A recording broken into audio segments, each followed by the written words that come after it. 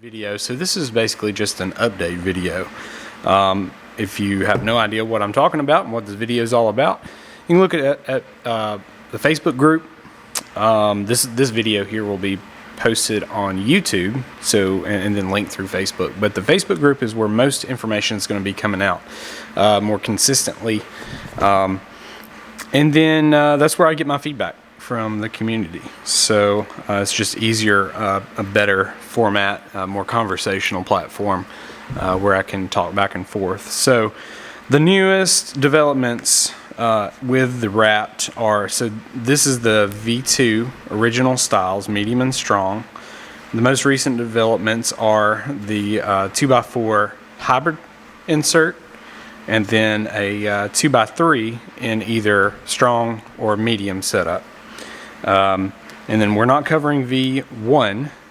This is a V2 plate, fits these inserts. We're not going to be covering V1, but I figured I would just go ahead and show the difference between V1 in inserts versus V2 in inserts. So this is V1, designed to be used with the Sphera, and then any bodies will fit either V1 or V2. And then this is the V2 plate, much more open plate system, where you have a little bit more leeway in where to place the magnets. So I'll go ahead and show you the action. This is a 2x3.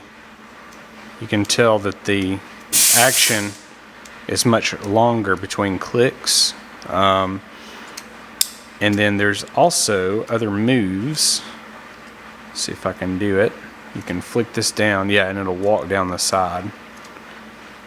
Sometimes you have to, if it was heavier, I imagine with either aluminum inserts or possibly with strong brass inserts, this would probably be a very easy move, and it would just walk right down the side of the plate. So I'm putting quite a bit of force into it to try to get it to flick all the way down.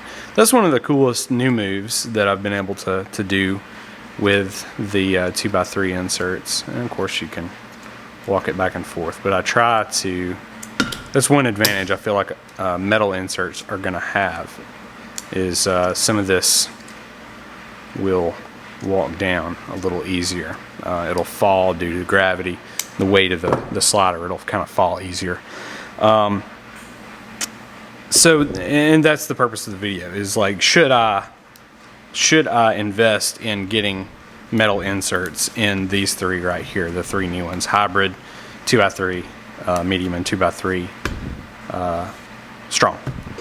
So again, back to 2x3. I think this is all 2x3 strong. We'll see when we'll open it up here in just a second. I'll also do a quick recap on how to change your magnets out in this video. And then this is the original 2x4 pattern. So the hybrid uses the same exact pattern and spacing. It just has strong magnets on the corners, and that helps with your laddering.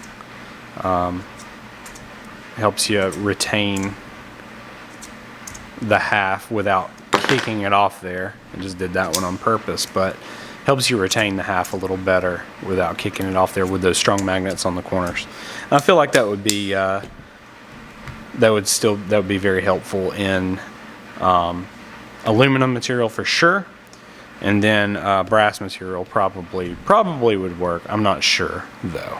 It depends on your body material. If you have a heavy body material, brass in this hybrid insert may or may not work. I know that brass strong inserts with a heavy body material is required, and brass medium is kind of, you need to have like an Ultim body or titanium body or something like that for that to run properly without kicking a half off every now and then. And it could be all the time depending on how heavy your setup is. So let's see, that's the hybrid. Let's go ahead and jerk that 2x3 apart here, and I'll walk you through changing the magnets out. Always just pull the screw out, and then I'm holding the halves together. This one this one is a blim, so it actually presses together. I'm gonna have to slam it down to make it come apart. But yeah, it just pops apart, and then there's your insides. So yeah, this had medium on one side, and I'm assuming it had strong on the other. Let's see. The most important thing with changing out your magnets is having something metal, something iron or steel, for it to attract to, so your magnets don't go flying when you take it apart. I had to slam that one down to take it apart as well. Just because, again, these are blims. I don't carry anything but blims. I can't really afford to. If it's good, I send it. And I've got a whole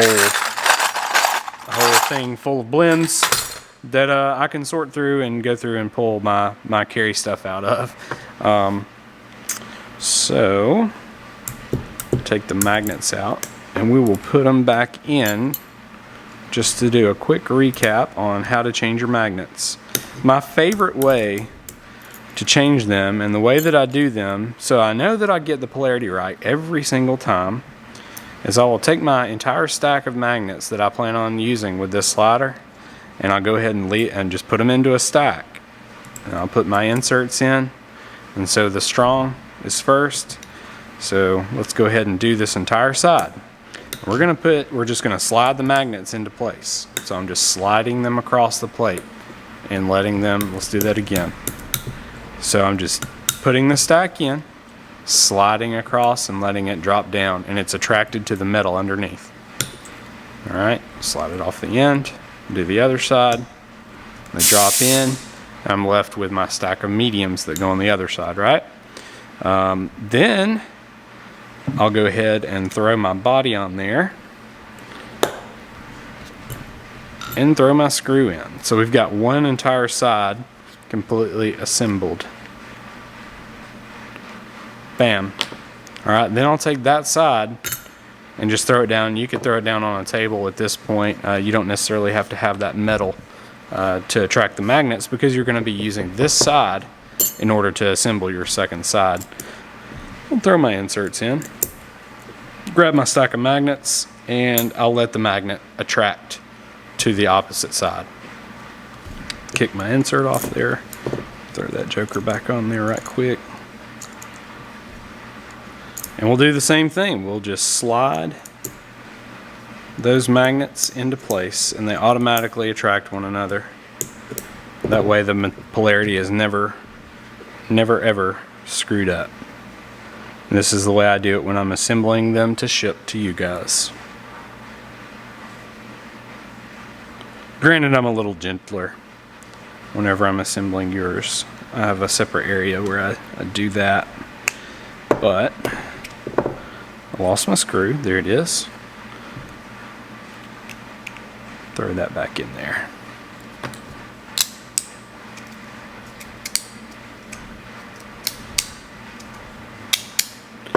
There you go. And then on the hybrid, same thing. I'll spare you the disassembly portion on this one. Alright, here we go. So I had hybrid and hybrid on that one.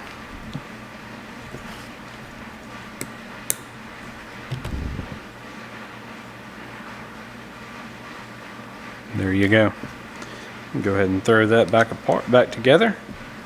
Sometimes these foam pads will stay in there whenever you disassemble, which is quite handy actually. Makes it easier to put it all back together. Sometimes they stick, so that's a good thing in my opinion. You don't have to chase them down and lay them back in there.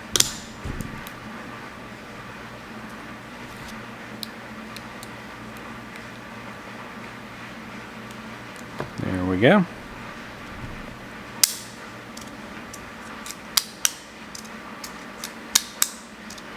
And then these are the current models that I'm producing.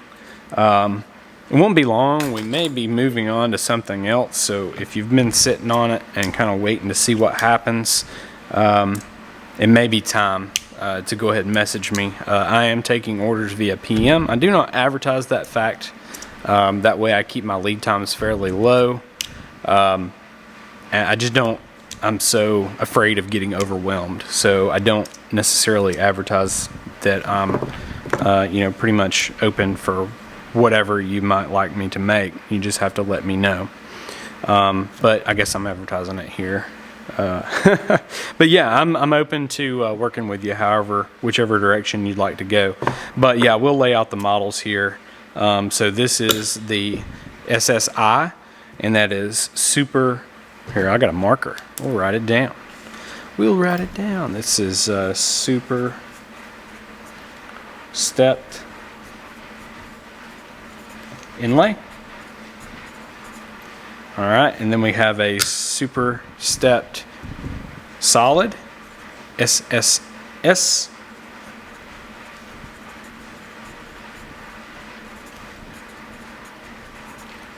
And then we have a super groovy inlay.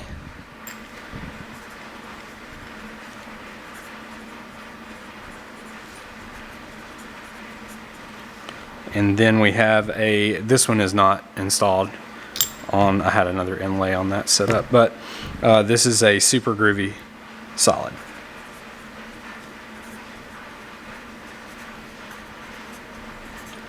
So this is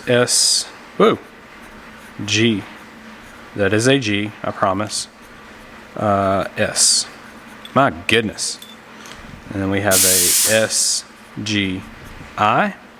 We have a super stepped solid, SSS, and then we have a super stepped inlay, SSI.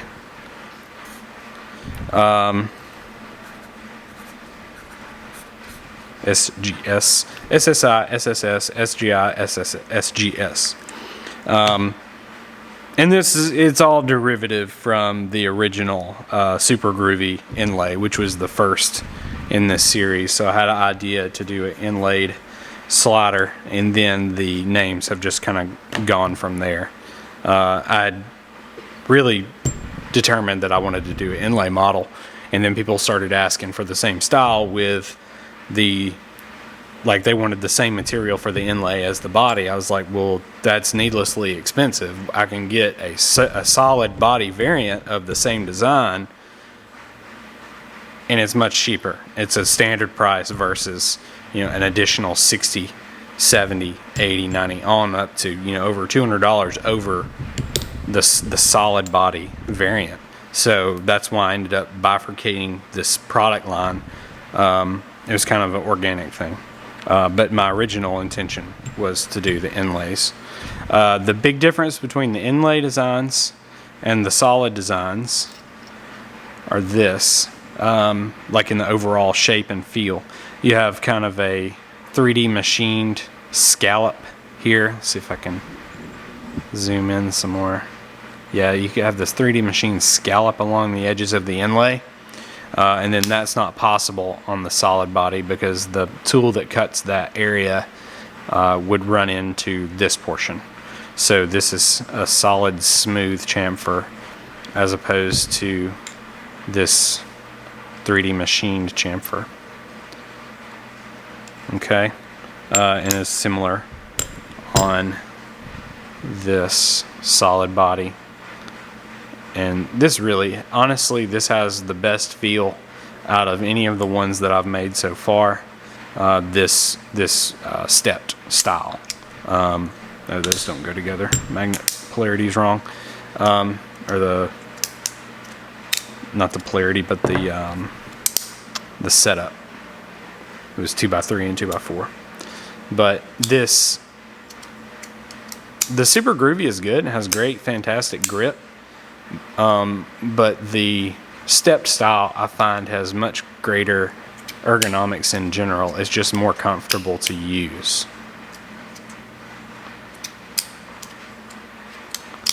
But if you want grip, then I would say do the Super Groovy.